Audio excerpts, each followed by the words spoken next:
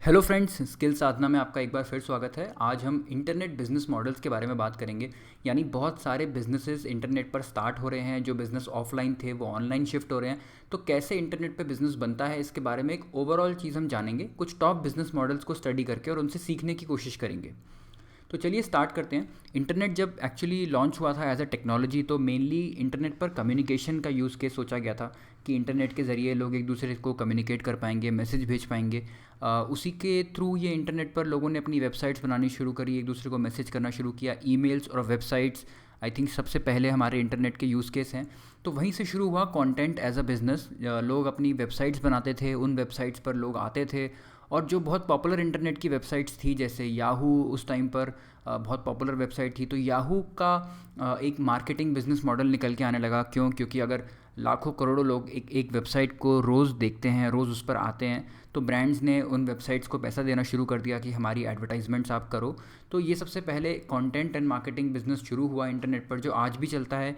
YouTube channel, TikTok channels, Instagram पर लोग marketing के थ्रू पैसे कमाते हैं और कंटेंट के थ्रू ऑडियंस बिल्ड करते हैं।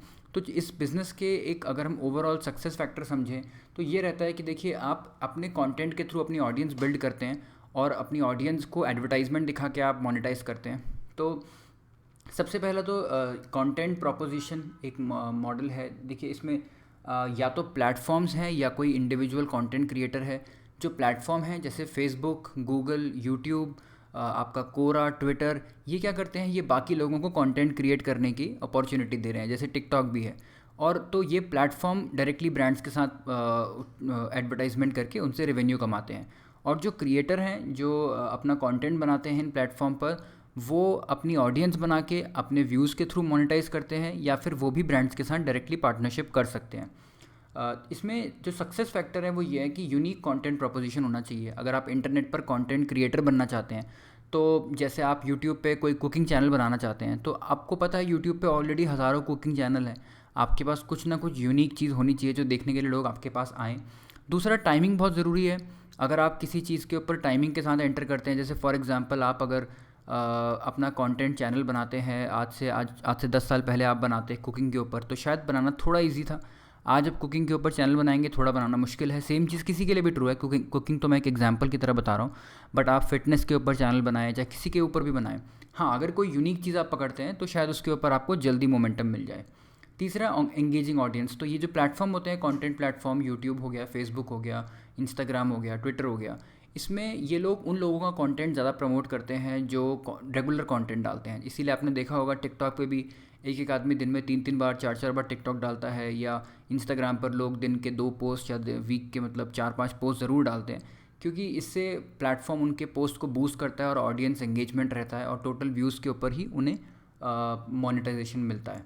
तो इसमें रेवेन्यू अपॉर्चुनिटी क्या होती है? रेवेन्यू अपॉर्चुनिटी नंबर 1 तो एडवर्टाइजमेंट ही है। जो लोग यूट्यूब चैनल भी चलाते हैं, उनकी मेन कमाई ऐसे होती है कि यूट्यूब आपको आपके वीडियो पर जितने भी एड्स प्ले हो रहे हैं, उसका कुछ एक परसेंटेज आपको देता है एज अ रेवेन्यू। और आप ब्रांड्स के साथ खुद भी टाइप कर सकते हैं। अगर आपका चैनल बहुत बड़ा है, जिन लोगों के 1 मिलियन 5 मिलियन फॉलोअर्स हैं, उन्हें ब्रांड्स भी रीच आउट करते हैं कि आप अपने चैनल पे हमारा प्रोडक्ट जो है प्रमोट करिए, हम आपको पैसे देंगे। और दूसरा है डायरेक्ट सेलिंग, कि कई बार लोगों का चैनल बड़ा होता है तो वो अपने खुद का आइटम भी सेल करना शुरू कर देते हैं। जैसे मान लीजिए आपका कोई मेकअप एंड कॉस्मेटिक्स का चैनल है और आप उसके थ्रू अपने मेकअप प्रोडक्ट सेल करना चाहते हैं, तो आप अपने खुद के ब्रांड या खुद का प्रोडक्ट भी लॉन्च करके डायरेक्टली अपनी ऑडियंस को सेल कर सकते हैं। तो सबसे पहले कंटेंट एंड मार्केटिंग की हमने बात करी। सेकंड बिजनेस मॉडल पे आते हैं, ऑनलाइन कॉमर्स। यानी जैसे दुकानदारी होती थी पहले, जो आपको दिखता है दुकान में लोग अपना सामान बेचते हैं, वही चीज़ अब ऑनलाइन होने लगी है। जैसे पहले दुकानों में होता था कि दोनों टाइप की आपको दुकानें मिलेंगी, जो अपना खुद का सामान बना के बिकवा रही हैं, या कुछ ऐसी भी थी जो सामान कहीं और से ख़रीद के बेच रही हैं। वैसा ही ऑनलाइन भी हो रहा है। लोग या तो चाइना से सामान मंगा के या कहीं लोकल किसी मैन्युफैक्चरर से सामान ख़रीद के उसे ऑनलाइन बेचते हैं, या कोई लोग अपना खुद का ही बनाया हुआ सामान, अपना खुद का ब्रांड ऑनलाइन सेल करते हैं। इसमें सक्सेस फैक्टर नंबर 1 ये है कि आपके प्रोडक्ट पे आपको मार्जिन हाई होना चाहिए। यानी अगर आप कोई चीज़ 100 रुपये की बना के 110 रुपये की बेच रहे हैं, आप बिज़नेस नहीं बना पाएंगे ऑनलाइन। क्यों? क्योंकि कस्टमर को फेसबुक से लाने में, एड्स दिखाने में, आपको रिटर्न्स करने में, शिपिंग करने में इतना खर्चा आएगा कि वो आपका मार्जिन, प्रॉफिट मार्जिन जो है वो ख़त्म हो जाएगा। इतना तो सिंपल हम सब लोग जानते हैं कि जितना आपका पर सेल प्रॉफिट बनता है माइनस जितना आपका कॉस्ट होता है, वो आपका, यानी पर सेल जो आपका रेवेन्यू है, और माइनस कॉस्ट आपका प्रॉफिट है। यानी अगर आप एक चीज़ 100 रुपये की खरीद के 150 में बेच रहे हैं तो 50 रुपये आपकी इनकम है, और आपकी कॉस्ट जो कि सैलरी प्लस आपका एड्स का खर्चा, मार्केटिंग का खर्चा, ऑफिस का खर्चा, लॉजिस्टिक्स का खर्चा, सब मिला के आपका एक्सपेंस है। तो मार्जिन हाई होना बहुत ज़रूरी है। जैसे मैं आपको एग्जांपल लेता हूँ कि आप एक बैग बेचते हैं मान लीजिए ऑनलाइन, तो अगर आप 1000 रुपये का बैग बेच रहे हैं और मान लीजिए 300 रुपये आपकी उसको बनाने की कॉस्ट है, तो 700 रुपये आपका मार्जिन हो गया, ग्रॉस मार्जिन जिसको हम बोलते हैं। अब इस ग्रॉस मार्जिन में दूसरे पॉइंट पे आते हैं, कस्टमर एक्विजिशन कॉस्ट माइनस होगा। जैसे मान लीजिए आपको एक कस्टमर को लाने में कुछ पैसा लगता है। ये कैसे होता है? फॉर एग्जांपल, अब उस बैग को बेचने के लिए आप फेसबुक पे ऐड चलाते हैं। फेसबुक पे ऐड चलाते हैं तो उस ऐड पर 2000 लोग मान लीजिए क्लिक करते हैं। वो 2000 लोगों को क्लिक करने के लिए आप फेसबुक को 4000 रुपये देते हो, 2 रुपये एक क्लिक का मान लीजिए।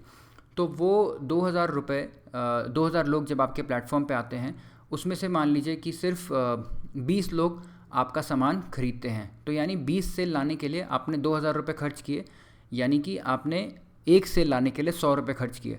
तो 300 रुपये आपकी कॉस्ट वैसे ही थी, 100 रुपये कस्टमर एक्विजिशन कॉस्ट ऐड हो गया, यानी आपका 400 रुपये का कॉस्ट हो गया। आपका मार्जिन 700 रुपये से घट के 600 रुपये हो गया। इसके अलावा आपकी कुछ कॉस्ट ऑफ शिपिंग भी होगी, यानी उस बैग को आपको पहुंचाना है कस्टमर तक।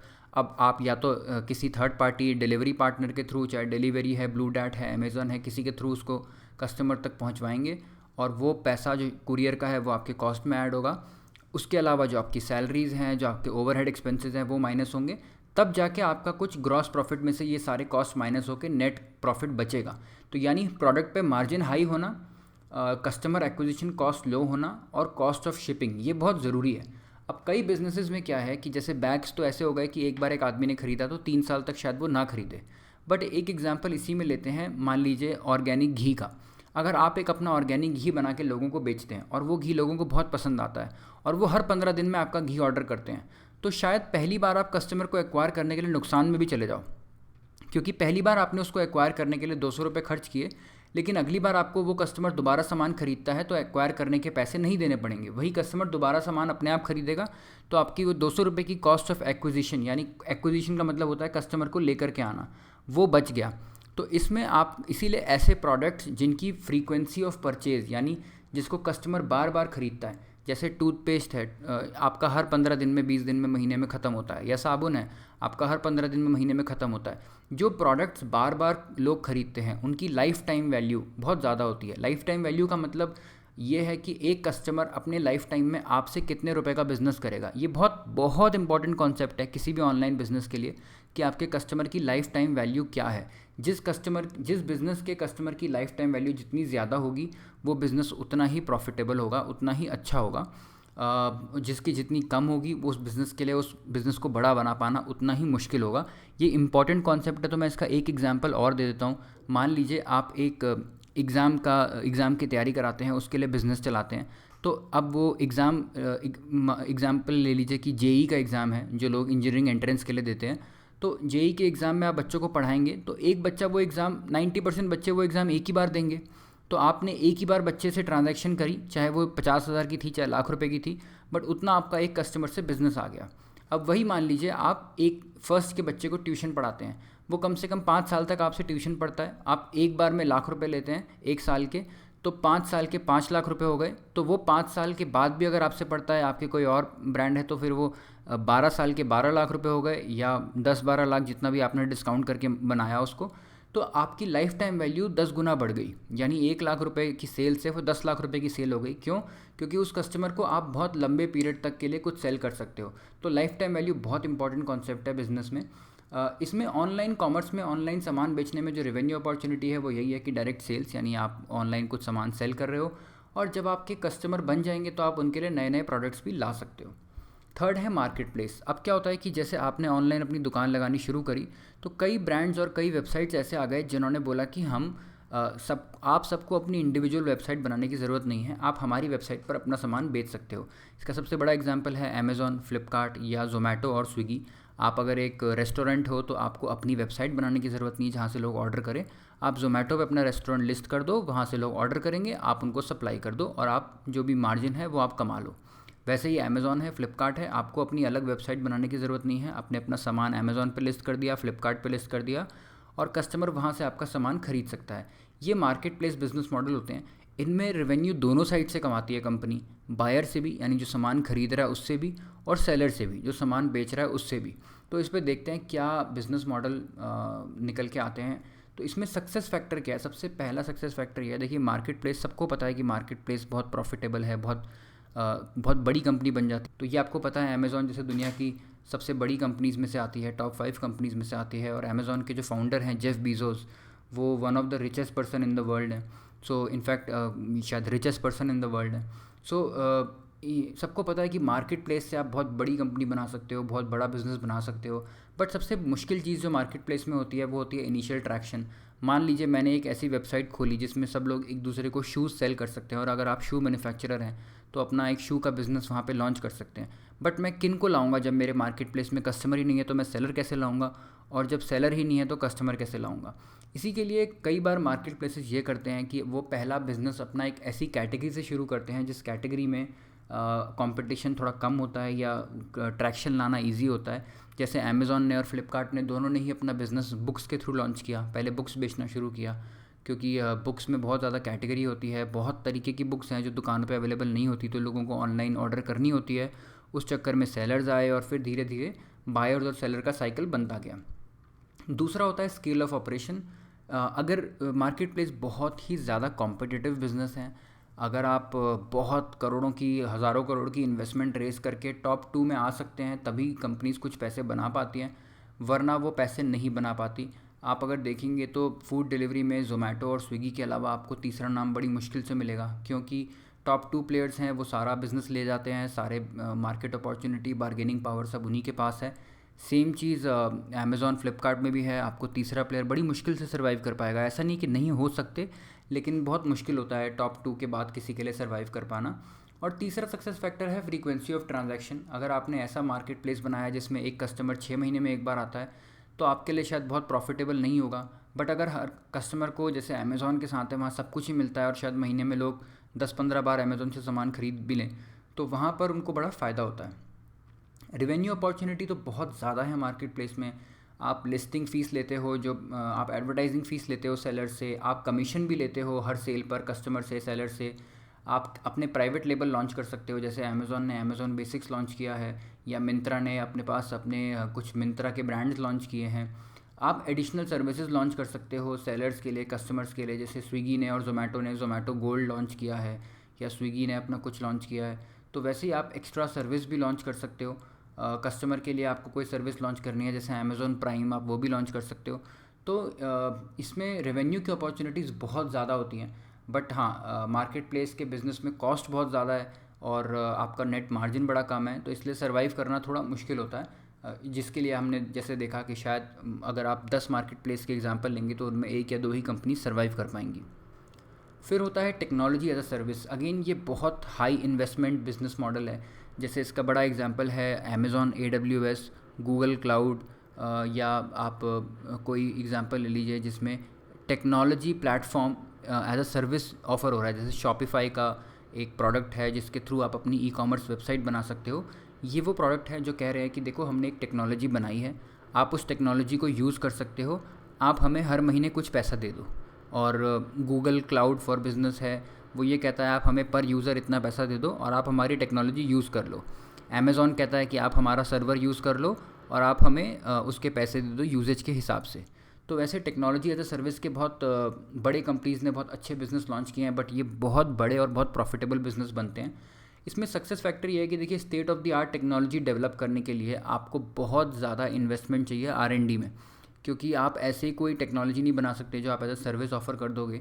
आपकी टेक्नोलॉजी करंट उससे ऑफरिंग से बहुत बेटर होनी चाहिए, और आपके पास सही प्राइसिंग स्ट्रैटेजी होनी चाहिए। ऐसा नहीं कि आपने सस्ते में लॉन्च कर दिया तो आपका फिर पैसा रिकवर नहीं होगा, और अगर आपने बहुत महंगा लॉन्च कर दिया तो आपके पास कोई कस्टमर उसको ट्राई नहीं करेगा।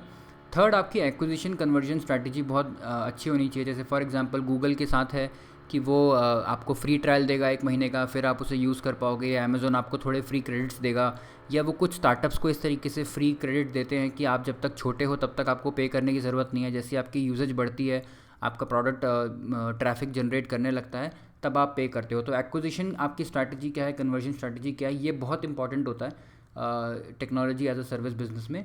और चौथा, इकोसिस्टम अप्रोच बहुत ज़रूरी है कि आप अगर कोई टेक्नोलॉजी बना रहे हो तो आपके करंट इकोसिस्टम में कैसे फिट होती है वो, ये देख पाना बहुत ज़रूरी होता है। अगर वो करंट इकोसिस्टम में फिट नहीं होगी तो फिर लोग उसे अडॉप्ट नहीं कर पाएंगे।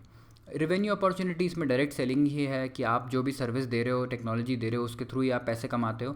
और जब एक बार आपका कस्टमर बेस बन जाए फिर आप एग्जिस्टिंग कस्टमर्स को और प्रोडक्ट्स भी सेल करते हो। फिफ्थ है डिजिटल कंटेंट सेल करना। ये बहुत पॉपुलर बिजनेस मॉडल बनता जा रहा है बिकॉज इसमें बहुत ज़्यादा इन्वेस्टमेंट नहीं चाहिए। आप डिजिटल कंटेंट बना के सेल कर सकते हो। ये कंटेंट एजुकेशनल हो सकता है, यानी वीडियो जिसमें आप एग्ज़ाम की तैयारी करा रहे हो या कुछ कॉन्सेप्ट्स पढ़ा रहे हो, या ये कंटेंट एंटरटेनमेंट हो सकता है जैसे हॉटस्टार है या नेटफ्लिक्स है, या ये कंटेंट कुछ यूनिक कंटेंट भी हो सकता है जैसे आप ऑनलाइन पेंटिंग सेल करना चाहते हो या ऑनलाइन कुछ आर्ट वर्क सेल करना चाहते हो। जैसे लोग फ़ोटोग्राफी फ़ोटो क्लिक करके सेल करते हैं, आप उन्हें फिर उनसे फ़ोटोज़ ख़रीद के उन्हें प्रिंट करा के फ्रेम करा सकते हो। तो डिजिटल कंटेंट के बहुत फॉर्मेट्स हैं और बहुत टाइप हैं, और इस पे देखते हैं कि इसके सक्सेस फैक्टर्स क्या हैं।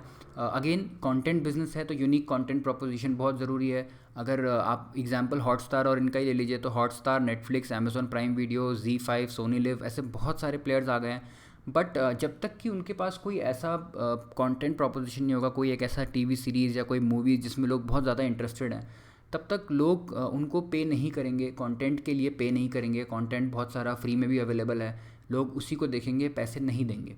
दूसरा, पर्सनल कनेक्ट बहुत ज़रूरी होता है। जैसे मैं मान लीजिए मैं एक टीचर हूँ और मैं अपने कोर्सेज सेल करना चाहता हूँ, तो जब तक लोग ये जानते नहीं है कि मुझसे पढ़ने का मतलब क्या है, मैंने कोई डेमो क्लास नहीं लिया, यूट्यूब में मुझसे फ्री में नहीं पढ़ा है उन्होंने, तब तक वो मुझ पे शायद ट्रस्ट ना कर पाएँ। और ऐसा ही कुछ ब्रांड्स के केस में, जैसे बहुत बड़ी कंपनीज़ हैं जो पर्सनल कनेक्ट नहीं बना सकती, जैसे बायजूस एंड ये सब, ये मास मार्केटिंग का सहारा लेते हैं। शायद वो एक एक के साथ यूट्यूब पे पर्सनल कनेक्ट नहीं बना सकते, बट वो एड्स के थ्रू लोगों को कन्विंस करते हैं कि आप हमारा प्रोडक्ट खरीदिए। और जितना अच्छी क्वालिटी होगी आपके कंटेंट की, उतना ही आपको लॉन्ग टर्म बिजनेस मिलेगा। बिकॉज कंटेंट बिजनेस में सबसे बड़ा सक्सेस फैक्टर है वर्ड ऑफ माउथ। जैसे नेटफ्लिक्स पे आपने कोई सीरीज़ देखी, आप 10 जगह उसके बारे में बात करोगे, अरे मैंने सीरीज़ देखी है बहुत अच्छी थी, तो उसके थ्रू और भी लोग वो सीरीज़ देखना चाहेंगे तो वो नेटफ्लिक्स का सब्सक्रिप्शन लेंगे। ऐसा ही कंटेंट में एजुकेशन के साथ भी है, जितना अच्छा वो कंटेंट होगा उतना ही लोग उसे रेकमेंड करेंगे। और सबसे बड़ा बिजनेस आपका तभी बनेगा जब आपको वर्ड ऑफ माउथ मिल रहा है कंटेंट बिजनेस में। रेवेन्यू अपॉर्चुनिटीज़ इसमें यह है, आप डायरेक्ट अपना कंटेंट सेल कर सकते हो। कई लोग, जैसे आप एजुकेशन में कई लोग पर कोर्स की तरह सेल करते हैं, पर बुक की तरह सेल करते हैं। कई लोग सब्सक्रिप्शन की तरह सेल करते हैं, जैसे आप अनअकैडमी है उसमें आप सब्सक्रिप्शन परचेज़ कर सकते हो, अमेज़ॉन प्राइम का या नेटफ्लिक्स का आप सब्सक्रिप्शन परचेज़ कर सकते हो। और जब कोई बिज़नेस बड़ा हो जाता है कंटेंट में तो लोग इवेंट्स करने लगते हैं, मर्चेंडाइज़ करने लगते हैं। मर्चेंडाइज़ मतलब अपने ब्रांड की टी शर्ट सेल करी, अपने ब्रांड के कुछ गिफ्ट सेल किए, या पार्टनरशिप्स कर ली किसी दूसरे प्लेयर के साथ, जो को ब्रांडेड पार्टनरशिप के थ्रू वो पैसे कमा सकते हैं। लास्ट की ये भी टेक्नोलॉजी ड्रिवन बिजनेस ही है कि आप कस्टमर्स के लिए कोई टूल बनाइए। ये बिज़नेस बड़ा ही टेक्नोलॉजी बिज़नेस की तरह हम इसे प्रेजेंट कर रहे हैं। ये और भी बहुत टूल्स होते हैं, बट जहाँ जिनकी हम बात कर रहे हैं वो ये हैं।